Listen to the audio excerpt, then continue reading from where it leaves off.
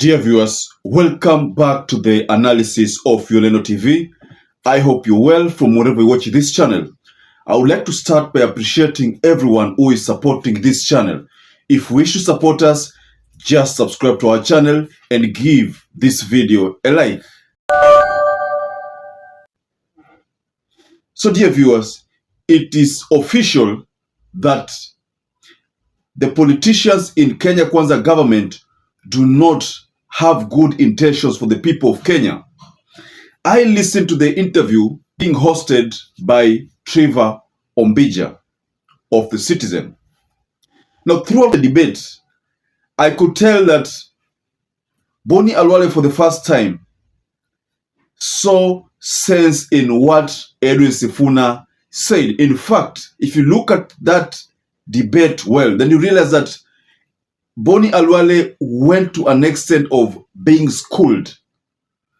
Edwin Sifuna was basically schooling Boni Khalwale, and I could tell that Boni Khalwale had been lost with words. I have a video that I would like to share with you. In fact, there's a part where Edwin Sifuna asks Boni Khalwale for any word, any place, anywhere where that reduced unga, the unga that is retailing at the reduced price of 150. Edwin Sifuna literally asked Boni Khalwale to tell him anywhere so that he can in turn, go to the hustlers in the street and advise them where they can get that cheap unga. Edwin Sifuna also went further to an extent of telling the people through that media or through that platform that the main reason why they had to walk out of the bipartisan talk is because the people in Kenya Kwanza were simply dilly-dallying. They didn't have an agenda, they didn't have issues, and that all the issues that they raised, Azimio agreed to them. But then when they were asked on whether they have good intentions in the lowering the cost of living, so it is alleged that is where now they became mum over this issue. So the main reason why Azimio had to walk out of that bipartisan talk is because they realized that there was lack of seriousness in tackling the issues. Something that Edwin Sifuna kept emphasizing on is on the need to do audit. So as to whether who was going to conduct the audit, that is where they did not have, they didn't agree on. So it is alleged also from that debate that Kenya Kwanza seems to have been advised otherwise, not to deal with the issue of Sava. So perhaps that explains why they had to, to literally sabotage the bipartisan talk. So from this debate, and you'll agree with me, from this debate, it is obvious that Boni Khalwale alikuwa amekuwa cornered into a level whereby Boni Khalwale appeared to be like a student who was simply taking notes from Edwin Sifuna. I want to share with you a bit of that debate so that you can get to understand my point well. Kindly check this part of the debate. I am working to employ and to improve my lot. You cannot tell me that the entire justification for people to have jobs is to pay taxes. That is not why we exist. So we are saying grow the number of people who you are taxing. I have not refused to pay the 30% tax that I pay. I don't have a choice in it. I am saying if there were 2 and 3 or 4 of us paying the same amount, you would have more. Instead of milking one cow until it dies, you are a bullfighter. Why can't you understand these analogies that use cows? Okay. Get 2 cows, 2 dairy cows that you can get a liter each. Instead of taking 10 liters from one cow, it will die. Number 3, these proposals we are talking about, you told us that we are a net producer of cement.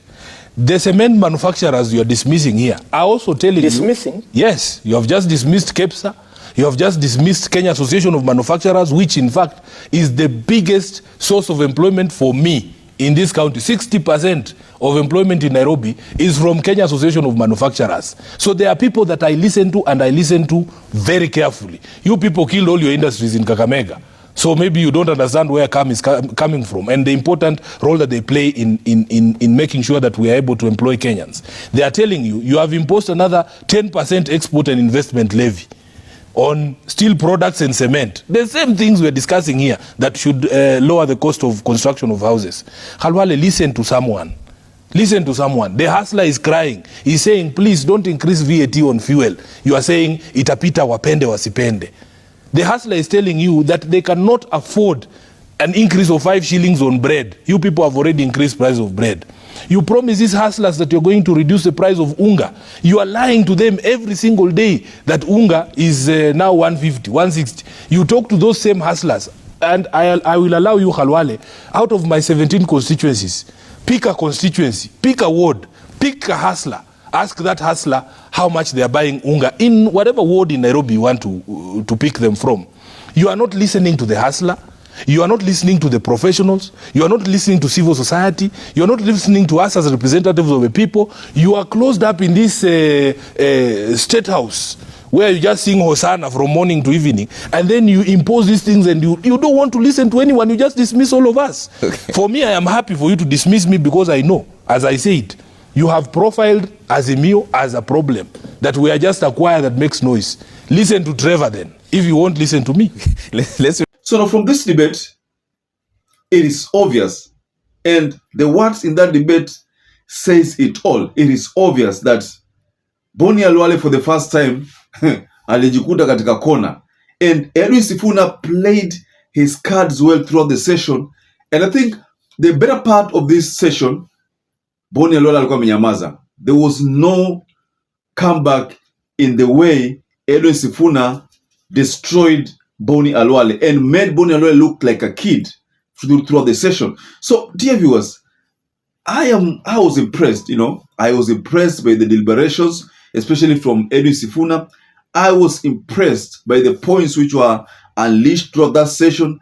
I was impressed by the fact that Boni Khalwale ended up taking notes from Edwin Sifuna. That was so embarrassing from someone of that caliber of Boni Khalwale, going to an extent of taking notes which are basically deliberations from Edwin Sifuna. That already says it all. It already exposes a Boni Khalwale who seems to be confused going forward. We've known Boni Khalwale to be a bullfighter. We've known him to be one who addresses matters as they come. Now, who are chezi. But this time around, the silence that I saw in Boni Khalwale could only tell us that all was not well, and that sense was beginning to register in his mind, and that maybe going forward we'd like to see Boni Khalwale who reasons, unlike people like Kimani Chungwa, Cherengai. Those are people who don't reason well, but we expect Boni Khalwale to be one person who reasons maturely, the Boni Khalwale that we've always known.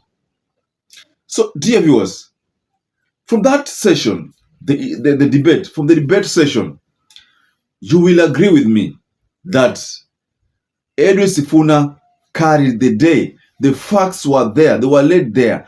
Boni Khalwale could not respond to a single point from that deliberation from Edwin Sifuna. So now, I'd like to rest my case there, ladies and gentlemen. But I'd like to urge you to please just give me your feedback regarding that interview that I posted, regarding that debate that I posted. Perhaps if you have some different narrative to it, kindly share with us below the comment section. And once again, I'd like to urge you to stay safe, stay blessed until we catch up again in our next analysis.